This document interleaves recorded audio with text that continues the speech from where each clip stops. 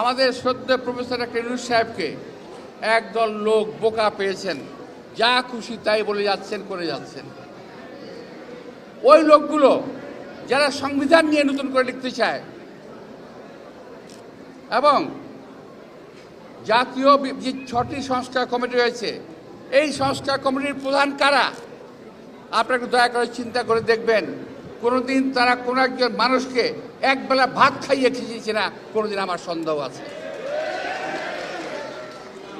ওদের হাতের, ওদের কলমের কোনো সংস্কার আমরা সহজে মেনে নেব না। আমরা সংস্কার যদি করেন আমরা কারেকশন করব। বিএনপি যে কারেকশন করবে, অন্যান্য রাজনৈতিক দলগুলোর সঙ্গে মিলেমিশে আমরা সেগুলোকে ঠিক করে জাতির সামনে উপস্থাপন করব।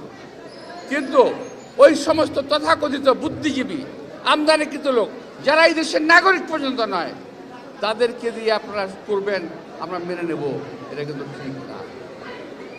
আমি গতকাল যেটা দেখলাম, আজকেও যেটা দেখলাম, কিছু কাগজপত্র হাতে কাছে আসছে, তো ওটা দেখার পরে, পড়ার পরে মাথাটা খারাপ হয়ে গেছে।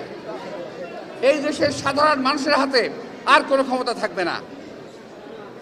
এই দেশের সাধারণ মানুষ ভোট দেয় একজন এমপিকে, এমপিরা মন্ত্রী হয়, ক্যাবিনেট ফর্ম করে, সংসদ দেশ চালায়। যা দেখলাম ওনাদের সংস্কারের মধ্যে, ওইখানে রাজনীতিবিদদের কোনো দাম নাই।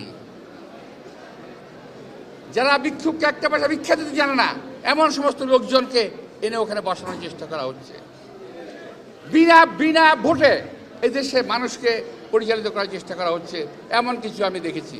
আমার দেখা ভুলও হতে পারে, কিন্তু যদি থাকে দয়া করে ওই ধরনের অপকর্ম, অপকীর্তি করতে যাবেন না। দেশটা বহুদিন পর ডক্টর প্রফেসর ইউনূস সাহেবের কল্যাণে দেশের মানুষের কষ্টে শান্তির মুখ দেখেছে। দয়া করে দেশকে আর অশান্তির দিকে ঠেলে দেবেন না।